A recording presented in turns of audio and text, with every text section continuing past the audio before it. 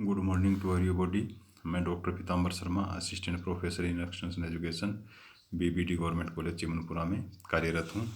आज की क्लास में हम बात करेंगे पंचायत राज के बारे में। पंचायत राज जिसको डेमोक्रेटिक डिसेंट्रलाइजेशन भी कहा जाता है।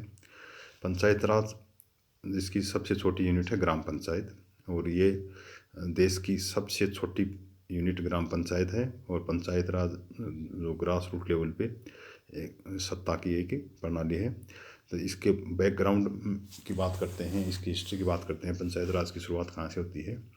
सन 1952 में कम्युनिटी डेवलपमेंट प्रोग्राम चला था पूरे देश में, सामुदायिक विकास कार्यक्रम। इस कार्यक्रम की सफलता व असफलताओं को देखने के लिए एक टीम का गठन किया गया था। तत्कालीन प्रधानमंत्री पंडित जवाहरलाल नेहरू ने मिस्टर बलवंत राय मेहता की चेयरमैनशिप में एक कमेटी बनाई थी, जिसे सीडीपी टीम भी कहा जाता है। इस कमेटी ने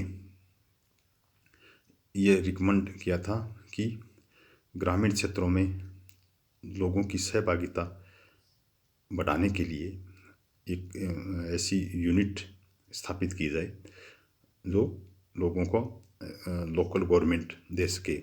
तो इसके लिए सबसे पहले पंचायतों को इसके लिए सबसे ठीक माना गया, क्योंकि उस समय पंचायतें अस्तित्व में तो थी, लेकिन उनका कोई स्वरूप नहीं था, उनका कोई एक संवैधानिक रूप उनको प्रदान नहीं था। तो ये कहा कि भी इंश्योर ऑफ पीपल्स पार्टिसिपेशन, लोगों की सहभागिता बढ़ाने के लिए और पंचायतों को सुदृढ़ किया जाए। तो कमेटी ने कुछ रिकमेंडेशन दी थी। कमेटी की रिकमेंडेशन सबसे महत्वपूर्ण ये थी कि जो स्थानीय संस्थाएं हैं उनको नेतृत्व के द्वारा विकसित किया जाए। दूसरा ये है कि स्थानीय संस्थाओं को कुछ अधिकार दिए जाएं, to give more powers to local institutions. तीसरा था इन पावर्स के लिए जो पावर्स दिए जाएं, इसके लिए कमेटी ने ये सजेस्ट किया कि जो पहले से अस्तित्व में हैं पंचायतें, उनको ही एक संवैधानिक दर्जा दिया जाए, उनको ही एक पावर्स का एक वैधानिक दर्जा दिया जाए। तो इस तरह से यहाँ 2 अक्टूबर 1958 को 2 अक्टूबर 1959 को 59 को भारत के तत्कालीन प्रधानमंत्री पंडित जवाहरलाल नेहरू ने राजस्थान के नागौर जिले से पंचायत राज का शुभारंभ किया था। क्योंकि कमेटी ने ये नाम सजेस्ट किया था डेमोक्रेटिक डिसेंट्रलाइजेशन, लेकिन ये नाम थोड़ा सा टिपिकल था, इसलिए इसको सरल रूप दिया गया पंचायत राज।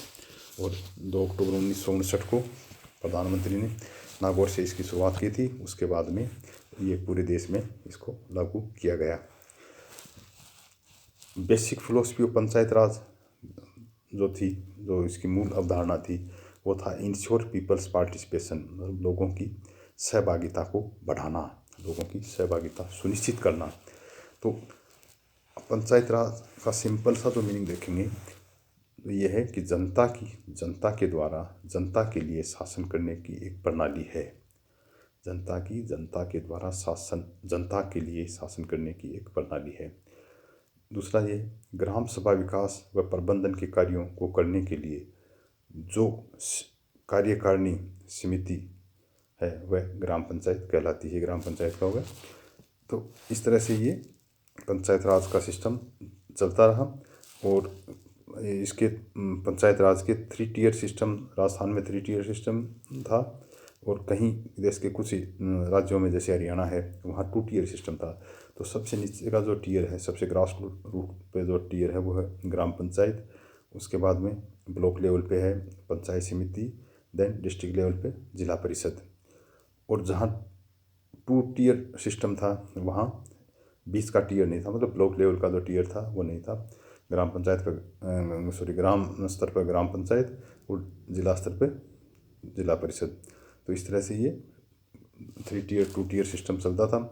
इसमें अमेंडमेंट होते होते 92 में 73rd अमेंडमेंट जो हुआ, जो बहुत ही पंचायत राज में एक ऐतिहासिक या मील का पत्थर जिसको कह सकते हैं, 73rd अमेंडमेंट था। उसके पश्चात पूरे देश में 3 टियर सिस्टम लागू किया गया। ये जो 73rd अमेंडमेंट था ये 92 में 24 अप्रैल 1993 से प्रभावी हुआ, और 1992 में ये भारत की संसद में इसे पारित किया गया, लेकिन इसको लागू किया गया 24 अप्रैल 1993 से। तो इस 73rd अमेंडमेंट की कुछ विशेषताएं हैं जो निम्न प्रकार से हैं। कौन कौन सी विशेषताएं हैं? नंबर 1, 20 लाख से अधिक की जनसंख्या वाले राज्यों में त्रिस्तरीय पंचायत राज प्रणाली की व्यवस्था करना। जैसा कि मैंने पहले बताया कि अभी पूरे देश में त्रिस्तरीय प्रणाली है, क्योंकि 20 लाख से सभी स्टेट्स की आबादी वो अधिक है, इसलिए 3 टियर सिस्टम पूरे देश में लागू किया गया। पहले कहीं 2 टियर था, कहीं 3 टियर था। तो अब सभी जगह 3 टियर सिस्टम ही चल रहा है। दूसरी जो 73rd अमेंडमेंट का जो महत्वपूर्ण बिंदु था, वो हर 5 वर्षों में नियमित रूप से पंचायत चुनाव कराना। मतलब इनके चुनाव 5 वर्ष में करवाने ही करवाने हैं निश्चित रूप से। पहले कोई ऐसी अवधि नहीं थी, कहीं 5 वर्ष से होते थे, कहीं 10 वर्ष से होते, कहीं 15 वर्ष भी निकल जाते थे। ये राज्य सरकार की इच्छा पे था, लेकिन अब भारत की संसद ने, कैबिनेट ने ये पारित कर दिया है कि हर 5 वर्ष में पंचायतों के चुनाव निश्चित रूप से होंगे। तीसरा, SC ST महिलाओं के लिए सीटों का आरक्षण कम से कम 30%। मतलब ये प्रोविज़न रखा गया अमेंडमेंट में कि SC ST और महिलाओं के लिए कुछ सीटें रिजर्व हों जो 30% से कम नहीं हों। नेक्स्ट है, पंचायतों को वित्तीय अधिकार के बारे में सिफारिश करने के लिए राज्य वित्त आयोग नियुक्त करना। हर राज्य में एक राज्य वित्त आयोग की स्थापना की गई है, जो फाइनेंशियल पावर हैं उनको डिसाइड करेगा स्टेट में।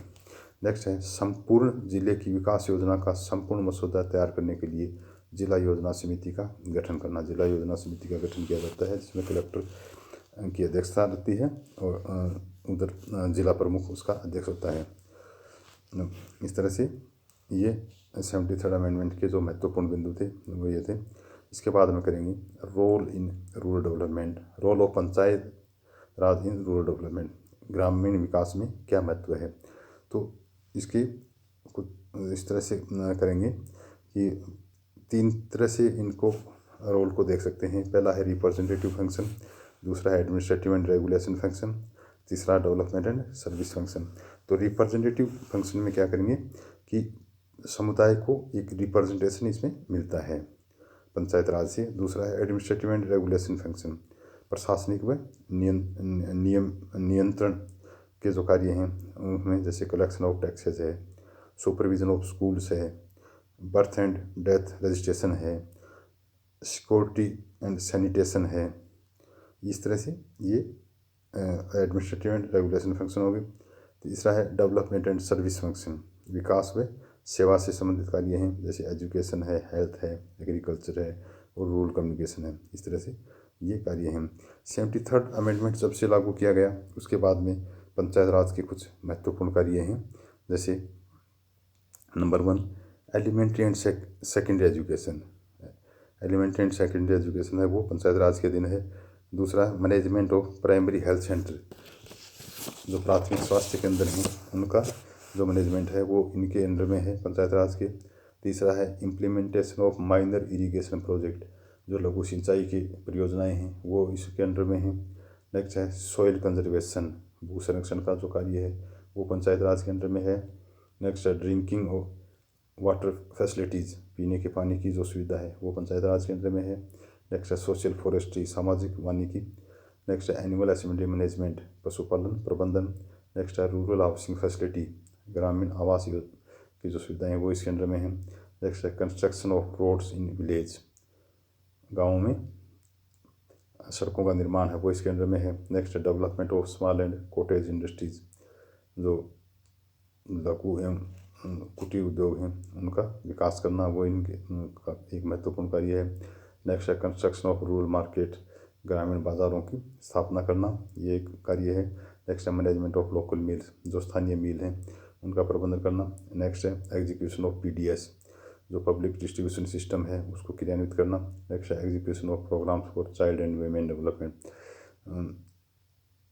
महिलाओं के लिए और बच्चों के लिए जो भी कार्यक्रम सरकार द्वारा समय समय पर चलाए जाते हैं उनका क्रियान्वयन करना। ये पंचायत राज के महत्वपूर्ण कार्य 73rd अमेंडमेंट के बाद में हैं। तो आज की क्लास में हमने किया पंचायत राज का इंट्रोडक्शन, पंचायत राज की हिस्ट्री, पंचायत राज का बैकग्राउंड, पंचायत राज के फंक्शंस, पंचायत राज का 73rd अमेंडमेंट जो है उसके बारे में। तो इस तरह से आज की क्लास में इतना ही, बाकी नेक्स्ट क्लास में। Okay, thanks.